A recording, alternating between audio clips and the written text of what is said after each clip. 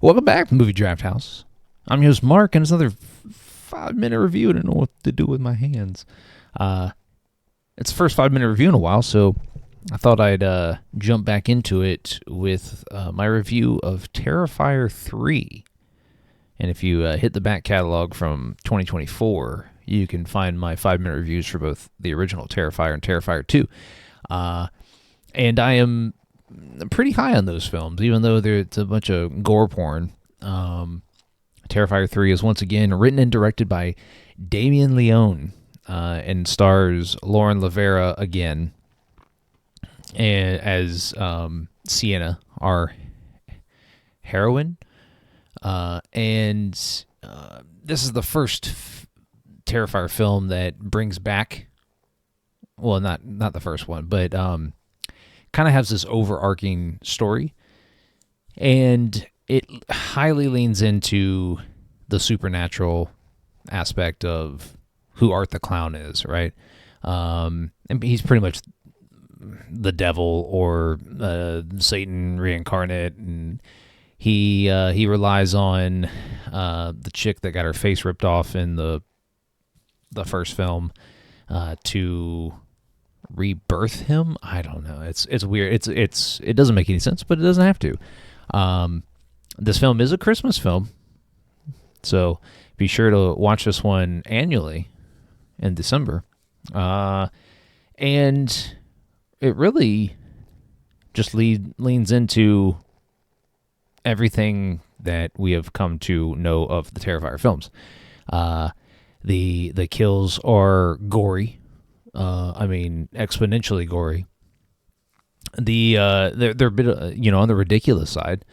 I mean, there's a scene in this one that it just got to be so ridiculous. I was, I laughed. And not because it was like, it is dumb, but not because it didn't look real. I mean, that's one thing these films get a high mark from me for, is that the prosthetics and the body doubles and all that, they look very realistic, and the gore is aplenty. And so, I mean, a dude gets not chopped, but cut in half after seeing his girlfriend get brutally murdered.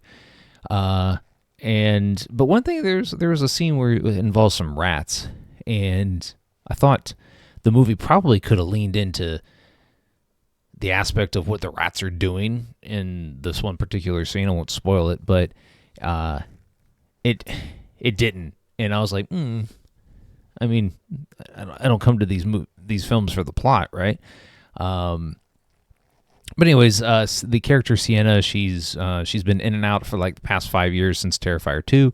She's been in and out of psych wards, psych hospitals. And 2, her mom was murdered, and so she goes to live with her aunt and uncle and her cousin. And so, and one thing that like the movie does set up, it does set up a Terrifier 4, and I imagine the Sienna will be back, and she'll be trekking to the underworld in search of people. But one thing this movie doesn't really do is it, like, Elliot Fulham, who plays Jonathan, Sienna's brother in the second movie, is here in this one, but gets absolutely nothing to do. And like, it's weird. It's a weird story choice, I will say, is because he was a big part of the second film, and maybe it was like, hey, audiences didn't really like his character, but we got to bring him back because it would be weird not to include him. But the film's fine, right? It does up the gore, and so Art he's not as funny in this one as he was in the second film. He's this mime clown character. And in the second one, I thought he was hilarious. And this one, he just kind of, he's just kind of there. He's the dude that kills everybody. So, I would say, like, if you're watching these films, you already know what you're getting, and you're watching them to see what is next. You know, how does this movie kill people differently, or how does this movie give us gore differently? And so it's. I will say that it was comical that this is a holiday film, and so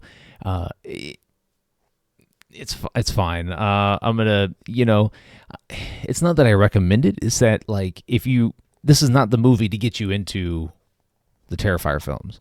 I would say that that's the first one. Go watch the first one, and if you like that one, then watch all the rest of them. But if you've seen the first two and you were moderately entertained, then this one is fine. It's right up your alley. And so I sure recommend it. Cool.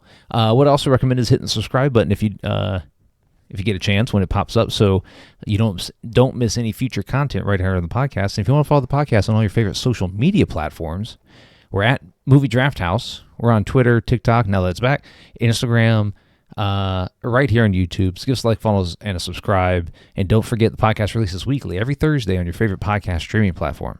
And we'll catch you next time.